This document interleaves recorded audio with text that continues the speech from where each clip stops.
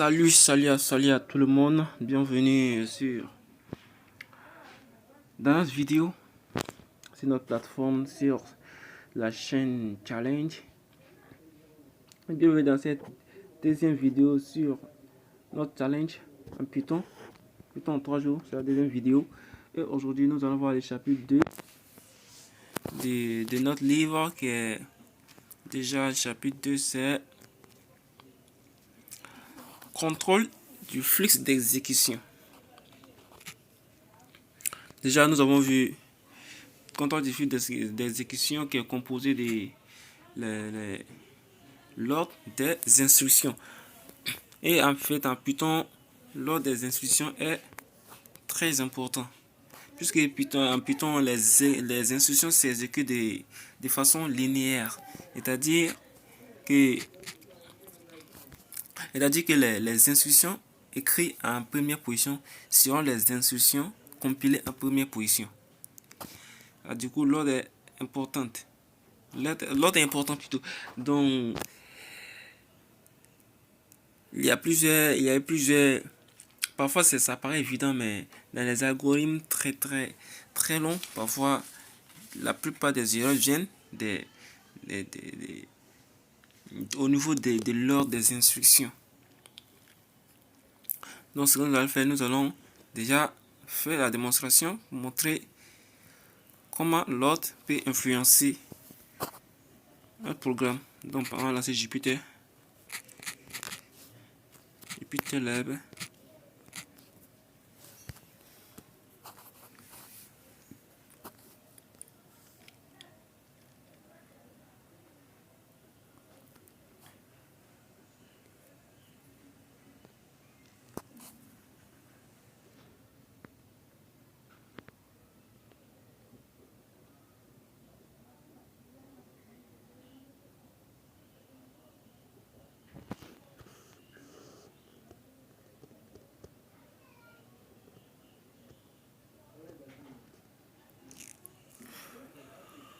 Voilà.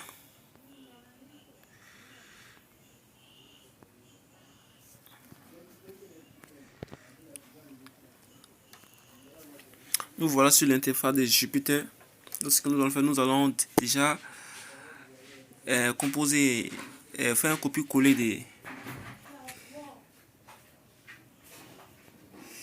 de ce que le livre nous montre sur l'ordre des instructions. Donc, on a déjà défini, on a vu dans la vidéo précédente comment affecter des valeurs à des variables. Voilà, ça c'est.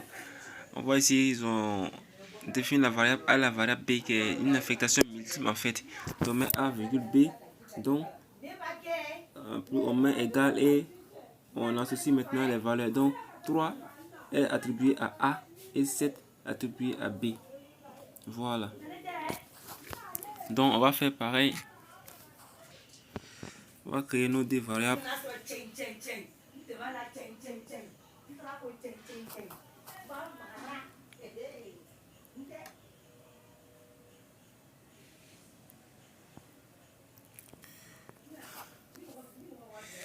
A, B.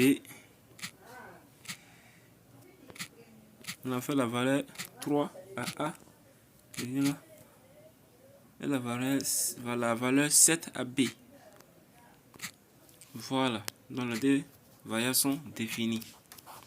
Dans notre variable A qui fait 3 et notre variable B qui a une valeur de 7. Maintenant, sommet A est égal à B. Déjà, pourquoi on les appelle les variables?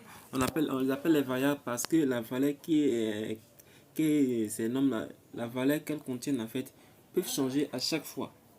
Comme si dans notre cas ici, dans la première ligne de code, la variable A avait pour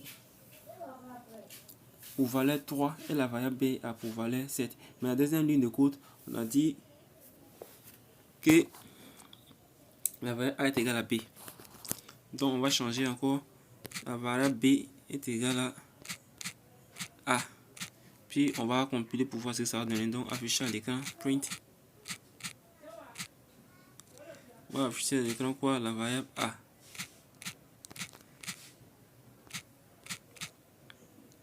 A et B. On va afficher à l'écran la variable A et B. On voit apparaître 77. Donc la variable A fait au départ 3. La variable B fait aussi au départ 7. Maintenant, dans la deuxième ligne de code, on a écrit A. La variable A est égale à la variable B. Dans la deuxième ligne de code, la variable B est égale à la variable A. Et on a affiché, pour le contenu de A, B, on a eu 77. Donc ce que les livres disent, si nous interversons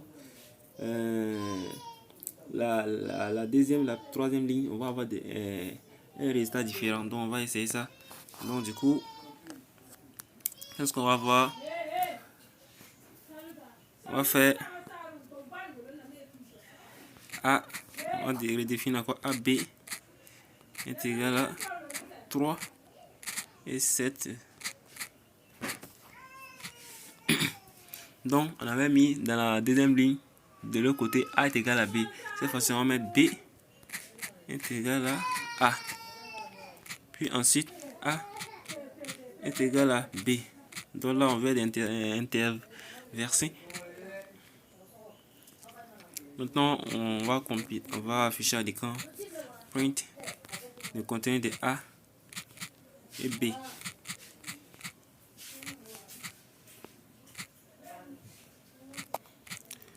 Voilà, donc on va compiler. Et voilà. Seulement en changeant, en interversant, ou en changeant l'ordre de la première ligne et la troisième ligne, on voit, on passe de 77 à 33. Donc voilà la preuve que l'ordre est important, l'ordre des instructions est très important en Python. Mais pourquoi de 77 on passe à 33? En fait, dans le premier cas, on a dit la variable A faisait 3 et B faisait 7. Donc, on a dit variable, c'est quelque chose qui peut changer des valeurs à chaque fois. Donc, dans la première ligne, A avait la valeur 3. Dans la deuxième ligne, on a dit A, on a affecté la variable B à A maintenant. Comme si la valeur de B, la valeur de la variable B, on l'a affecté maintenant à la variable A dans la deuxième ligne. Du coup, comme A était 3 dans la première ligne, A devient A a maintenant même valeur que B dans la deuxième ligne. C'est comme si on a défini autre valeur pour A. Donc maintenant, la valeur de A c'est 7. Donc A est passé de 3 dans la première ligne à 7 dans la deuxième ligne. Maintenant, dans la troisième ligne, on a écrit B est égal à A. Puisque dans la deuxième ligne, A est égal à 7, donc on n'a rien changé en fait. Donc B va gagner sa valeur. C'est comme si B est égal à A qui est égal à 7. Donc du coup, la valeur de B n'a vraiment pas changé. C'est pour ça, donc actuellement, A et B ont même valeur. C'est pour ça qu'on a fait la fonction print pour afficher à l'écran. On a 77. 7, 7 partout. Et dans le deuxième cas, A a pour valeur 3 et B a pour valeur 7. Maintenant, on écrit maintenant B est égal à A. B qui était égal à 7 dans la première ligne. Et dans la deuxième ligne, on met que B prend la valeur de A maintenant. Or, la valeur de A c'est 3. Du coup, B, la valeur de B qui était 7 est supprimée maintenant. La nouvelle variable B contient le nombre 3. Et dans la troisième ligne, on écrit A est égal à B. Puisqu'on a défini la nouvelle variable B dans la deuxième ligne qui fait 3. Donc si A est égal à B, c'est comme si A est égal à 3. Du coup, A de la troisième ligne, c'est la même chose, c'est quasiment la même chose que A de la première ligne. Du coup, A n'a pas changé. Et B est devenu 3. Donc cela, quand on fait la fonction print pour afficher à l'écran, on a notre 33, donc la valeur a bien changé. Donc l'ordre est très important en Python, car c'est une fonction, c'est un langage qui traite les instructions de façon linéaire, c'est-à-dire les instructions qui sont écrites en première position seront les instructions compilées en première position. Et ainsi de suite, c'est par ordre. Et après cela, on a vu les opérateurs de condition, les fameux if, else et elif. Voilà les opérateurs de conditions, en quelque sorte. Qu'est-ce que ces opérateurs de conditions font? Les if veut dire c'est if en anglais, si, if. Voilà, donc on va faire la pratique en même temps pour appuyer l'explication, en expliquant en même temps. La valeur if, déjà, if permet de poser une condition, de vérifier une condition en fait. Maintenant, imaginons qu'on va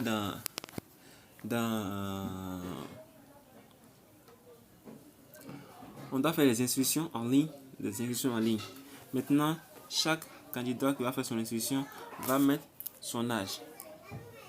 Donc, c'est inscription en ligne. On va faire dièse. Dièse permet d'introduire des commentaires. Donc, quand la fonction sera compilée, les commentaires ne seront pas pris en compte. Même si on va afficher à l'écran, ce qu'on écrit, ce que dièse précède là va pas s'afficher. Du coup, ça permet de clarifier en fait le programme, de pouvoir relire son programme après et comprendre. Parce que si on écrit tout avec le code seulement, c'est comme la formule mathématique sans explication. Après, si on vient si on vient tomber au milieu comme ça, on veut comprendre quelque chose, ça serait impossible. Il faut aller commencer au début pour relire. Et si c'est hyper long, alors on va pas s'en sortir. Dans les commentaires, c'est à expliquer chaque instruction. Du coup, dès qu'on a besoin de ça, il suffit de regarder le commentaire, du coup on comprend de quoi on parle. Donc, inscription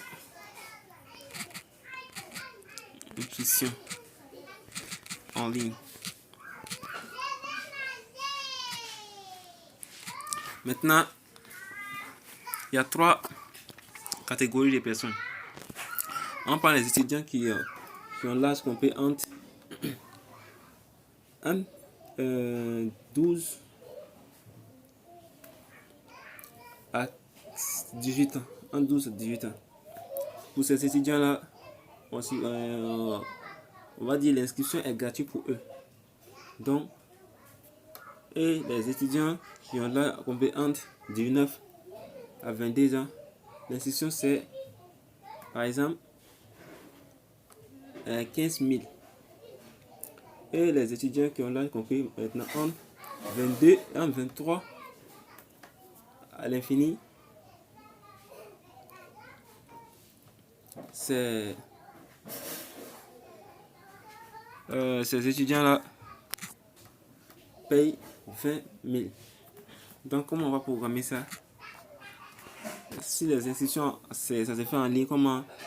Dès que l'étudiant va mettre son âge, le programme doit pouvoir proposer la somme que l'étudiant va payer en même temps. Voilà pour son inscription. Donc, pour coder ça, il faut la fonction if. Si d'abord on va définir une variable a, une variable âge, la variable age.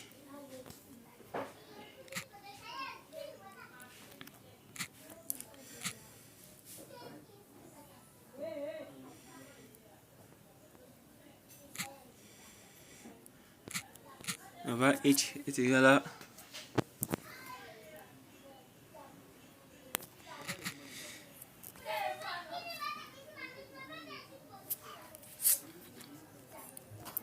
donc la variable age, c'est l'âge des étudiants. Donc on va mettre si l'âge, si age,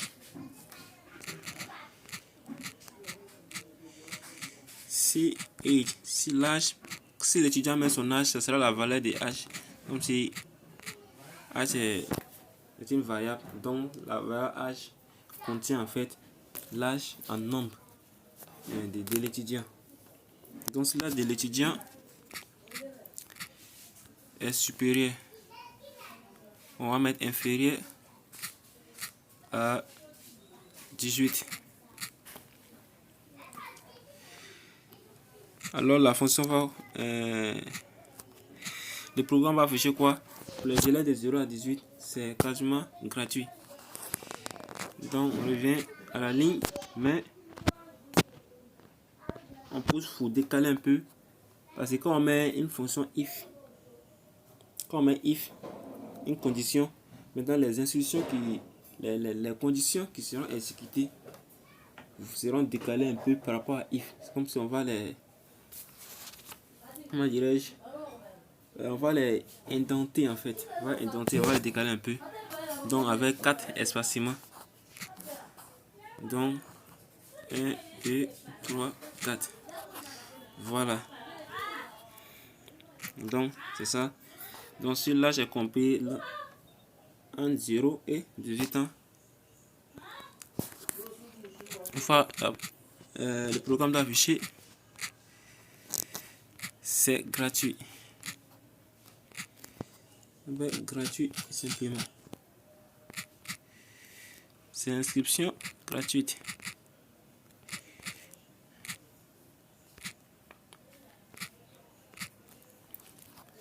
Maintenant, on va une seconde instruction. C'est comme si pour les âges, pour ceux les étudiants qui ont l'âge compris entre 18, je veux dire 18 et 25 ans, 22 ans plutôt, vont payer 15 000. Donc, on va dire, si l'âge de la personne est inférieur à 18, la personne c'est gratuit. Sinon, mais, ou soit si l'âge de la personne est supérieur à 18, mais inférieur à 23, c'est comme si entre 18 et 23, c'est 15 000. Du coup, on va utiliser la fonction else. Voilà. Donc, ce que nous devons retenir, c'est que else, on ne va pas décaler else par rapport à if. Else et if doivent être au même niveau, collés à la marge à gauche. Donc, on va effacer les 4 espaces qu'on avait mis avant.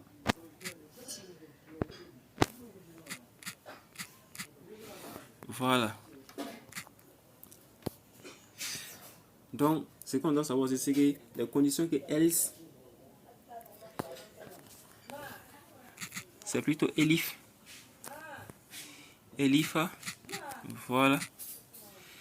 Donc, les conditions que elif impose ne sont réalisées que lorsque les conditions de if ne sont pas réalisées. C'est comme si le programme va seulement traiter elif, les conditions de elif, si les conditions de if ne sont pas accomplies. C'est comme si on a l'étudiant a mis son nom, son âge et le programme a vu l'âge n'est pas compris entre 0 et 18 ans. L'âge est supérieur à ça. C'est là que le programme va faire appel à elif.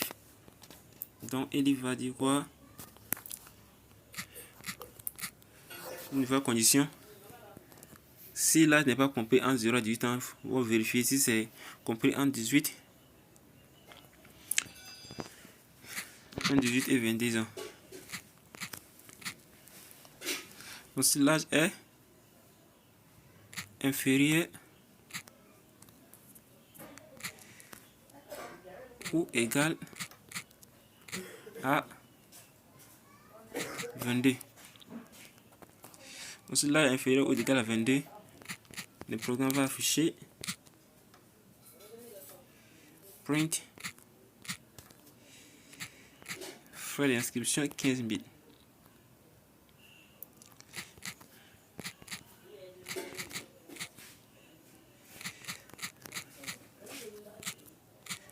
Sur 2.15 000 15 000 francs.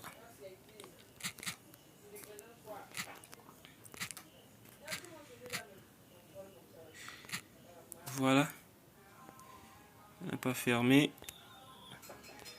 Le tête doit se trouver entre des griffes, en griffe. Voilà, donc si on ne fait pas les griffes, ça va faire erreur.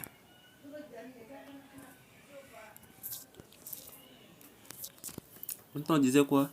Après l'utilisation des opérateurs de conditions, il faut forcément décaler la condition par rapport à ces opérateurs. Donc, par rapport à elif, on doit décaler un peu l'instruction print. De même qu'on a décalé aussi l'instruction print par rapport à if. Donc, on va décaler 4 espaces.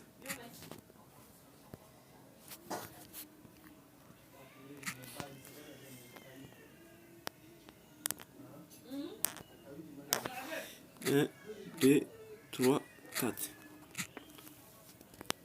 Voilà, c'est bon maintenant. Maintenant, on revient à la ligne pour poser autre condition. Si on doit poser autre condition, on revient forcément à la ligne parce que la condition ne fait pas partie en fait des blocs d'instruction des if. Voilà.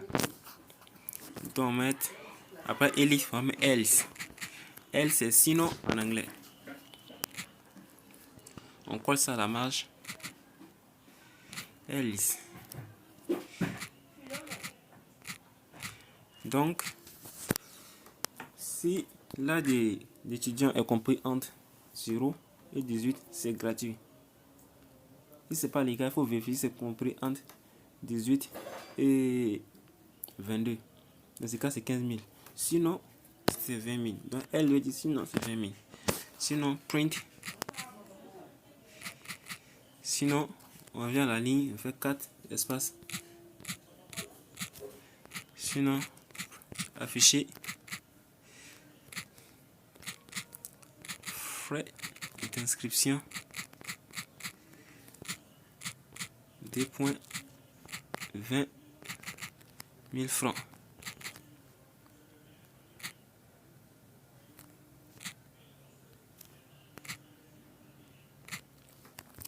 Voilà.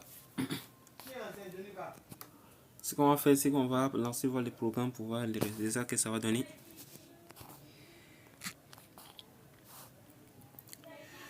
Ici, on a erreur de syntaxe. Ligne 3. On voit c'est où ça. Voilà, l'erreur est corrigée. Enfin, on avait oublié de mettre des points après chaque instruction. Chaque instruction contenant un opérateur de condition. Donc, devant if, l'instruction de if h est inférieure à 18, on doit mettre des points. Et pareil pour elif et else. Donc, vous avez vu, mis les deux points partout. Aussi, j'ai profité pour saisir l'âge de l'étudiant. Donc, on a mis la variable h est égal à 20. Donc, si h est inférieur à 18, c'est gratuit. Sinon, c'est h inférieur à 18, mais inférieur ou égal à 22. Donc, ça, c'est... Cela est supérieur à 18, mais inférieur ou égal à 22. Ça, c'est 15 ans. Ainsi, l'âge est compris en 22 et infini. Ça fait 20 000. Donc, on va lancer pour voir. Donc, on va s'afficher un frais d'inscription 15 000. Pourquoi 15 000? Parce que la première ligne de code ne s'est pas exécutée. C'est comme si on a mis si l'âge est inférieur à 18. Donc, comme ça, ça ne s'est pas exécuté. Donc, c'est elif qui a pris le contrôle, les relais. Donc, la fonction, le programme a regardé si l'âge est bien sûr supérieur à 18, mais inférieur à 22. Donc, si c'est le cas, ça fait 15 000. Donc, ça a vraiment affiché 15 000. Donc, maintenant, on va mettre l'âge à 30 pour voir l'âge à 30. Si je dis à 30 ans, ça fait frais d'inscription fait 20 000. Maintenant, on met l'âge à inférieur à 18 pour voir. Donc, l'âge fait 12 ans. Donc, exactement, ça affiche. C'est gratuit, en fait, gratuite. Gratuite, ouais, c'est ça. Donc, on sait comment fonctionne les elif, if et else. Ce sont des conditions, en fait. Maintenant, le point suivant que nous avons vu dans le livre, c'est on parlait en fait aussi des blocs d'instruction. En fait, les blocs d'instruction sont toutes les instructions qui viennent de façon décalée à une instruction, à une première instruction contenant if, elif ou else. Donc ici, dans le cas comme ça, if h, f est supérieur, est inférieur à 18, ça c'est considéré comme une en-tête. Maintenant, print gratuite, ça c'est une instruction qui est contenue dans l'en-tête, qui est contenue dans la condition if. Maintenant, imaginons si on avait mis une autre fonction affichée, print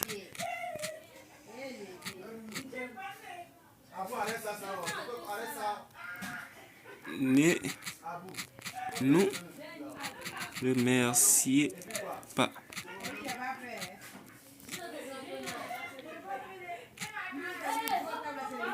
Voilà, du coup, si l'âge est inférieur à 18 ans, donc on a le programme affiche gratuit et ça affiche encore en même temps, ne nous remerciez pas. Donc du coup, notre deux instructions, le fait d'afficher gratuite et afficher ne nous remerciez pas, les deux constituent un bloc d'instructions. Voilà, donc les deux plus if h est inférieur à 18 ans. Donc, une bloc d'instruction en fait est constitué en fait d'une en-tête qui peut commencer par if, elif ou else, et d'une suite d'instructions qui peut aller d'une instruction à plusieurs. Maintenant, les instructions sont décalées par rapport à l'en-tête. Si on revient à la ligne, c'est veut dire que le bloc d'instruction est fermé. On commence un nouveau bloc. Voilà. Vous voyez qu'en elif, on est revenu à la ligne. Si on avait décalé elif, c'est comme si elif est contenu dans if. Comme si ça c'est le même bloc. Voilà. Donc on va lancer voir. Donc, effectivement, l'étudiant a 12 ans, on dit gratuit. Ne nous remerciez pas. Donc c'est bien ce qu'on cherchait. Et le point suivant, à faire le bloc d'instruction aussi, on a vu les instructions impliquées. Donc, qu'est-ce que c'est les instructions impliquées?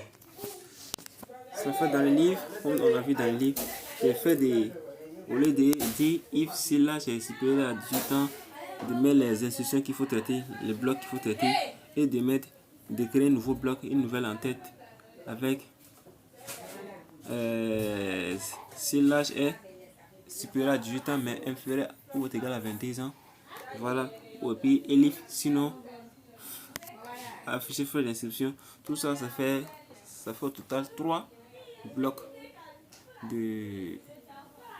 d'instruction. On peut combiner ces 3 blocs d'instruction en mettant. On va le faire. Pour aujourd'hui, c'était tout pour aujourd'hui. C'était pour plus on va aller faire. En plus aller approfondir